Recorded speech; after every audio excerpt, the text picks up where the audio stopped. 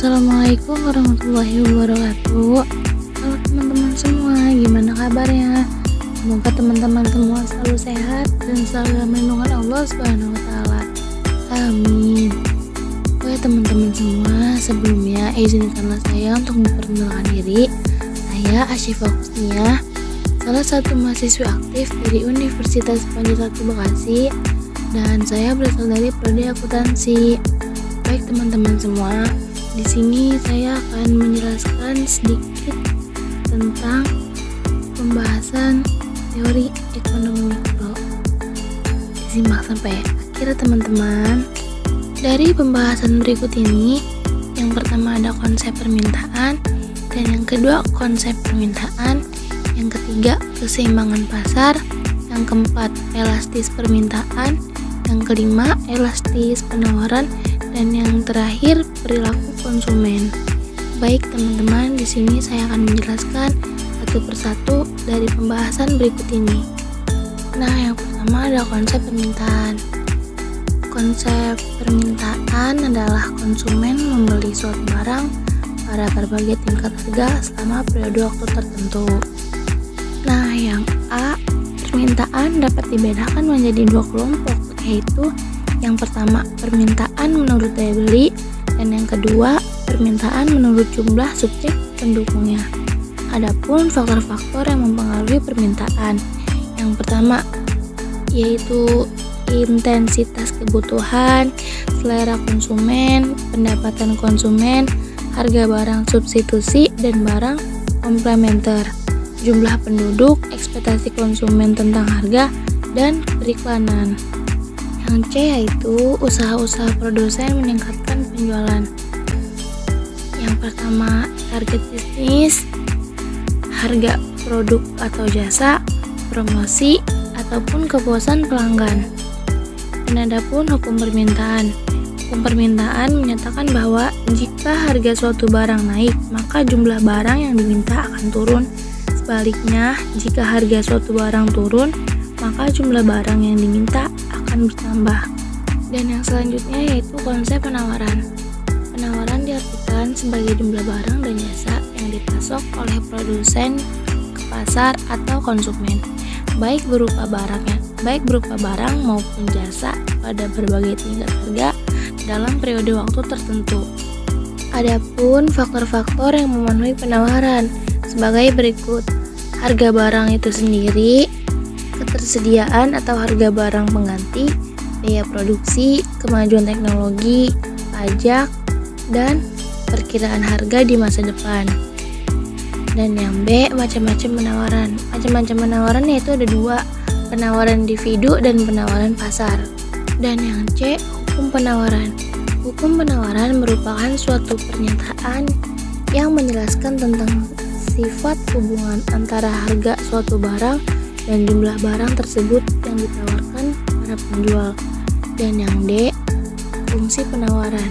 Fungsi penawaran adalah salah satu fungsi yang menunjukkan hubungan antara harga barang atau jasa yang ada di pasar dengan kuantitas penawaran yang ditawarkan oleh seseorang produsen.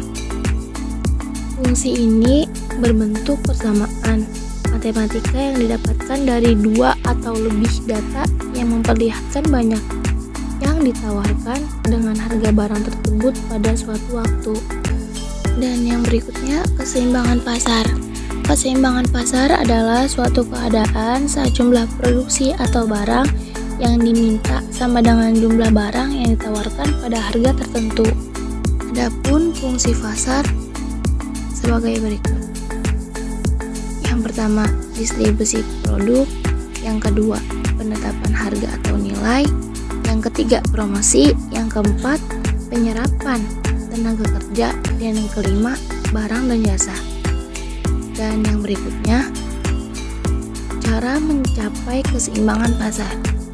Untuk mencapai sebuah keseimbangan, pemerintah berperan dalam hal itu dengan mengeluarkan beberapa kebijakan di bidang perekonomian. Salah satu kebijakan tersebut adalah hal penetapan harga. Dan yang C, jenis-jenis keseimbangan pasar. Keseimbangan pasar jangka pendek. Permintaan yang dihadapi perusahaan dalam pasar persaingan monopolistik tidaklah elastis sempurna, walaupun sangat elastis. Keseimbangan pasar jangka panjang. Keseimbangan pasar jangka panjang perusahaan dalam persaingan monopolistik hanya memperoleh laba normal. Hal ini terjadi karena pada pasar persaingan monopolistik tidak ada hambatan. Dan yang berikutnya yaitu elastis permintaan. Apa sih elastis permintaan? Elastis permintaan ialah suatu konsep yang digunakan untuk mengukur derajat kepeka perubahan jumlah kualitas barang yang diminta jika terjadi perubahan harga barang tersebut maupun harga barang lainnya, dan perubahan pendapatan konsumen.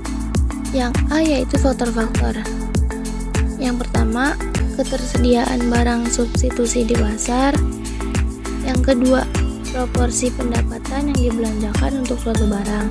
Yang ketiga, kategori barang, kebutuhan pokok atau kebutuhan mewah. Yang keempat, keanekaragaman penggunaan barang. Yang kelima, jumlah pengguna atau tingkat kebutuhan dari barang tersebut. Yang keenam, jenis barang dan pola preferensi konsumen. Dan yang B, macam-macam elastis permintaan. Macam-macam elastis permintaan yaitu ada 4. Yang pertama, inelastis sempurna. Yang kedua, inelastis buka kurung E1. Yang ketiga, elastis uniter. Yang keempat, elastis. Dan yang berikutnya yaitu elastis penawaran. Elastis penawaran merupakan ukuran yang menggambarkan sampai di mana kuantitas ditawarkan akan mengalami perubahan sebagai perubahan harga. Nah, yang A, fungsi elastis penawaran. Fungsi penawaran menggambarkan hubungan yang terdapat antara harga suatu barang dengan jumlah yang akan dijual. Secara teknis, hal ini dapat dituliskan sebagai berikut. QS sama dengan F buka kurung P, dan B jenis-jenis penawaran buka kurung spuli. Penawaran elastis sempurna, penawaran elastis sempurna, penawaran tidak elastis, dan penawaran inelastik sempurna. Dan yang terakhir yaitu perilaku konsumen. Perilaku konsumen yaitu proses dan aktivitas ketika seseorang berhubungan dengan pencarian, pemilihan, pembelian, penggunaan, serta pengevaluasian produk dan jasa demi memenuhi kebutuhan dan keinginan. Dan yang keterkaitan proses keputusan pembelian seperti perilaku pasca pembelian, keputusan pembelian, evaluasi alternatif, pengenalan kebutuhan. Dan yang B, keputusan pembelian. Dalam suatu kasus pembelian, konsumen bisa mengambil beberapa sub keputusan, meliputi merek, pemasok, jumlah, waktu pelaksanaan, dan metode pembayaran. Dan yang terakhir yaitu faktor yang mempengaruhi perilaku konsumen, faktor pribadi dan faktor psikologi, faktor sosial.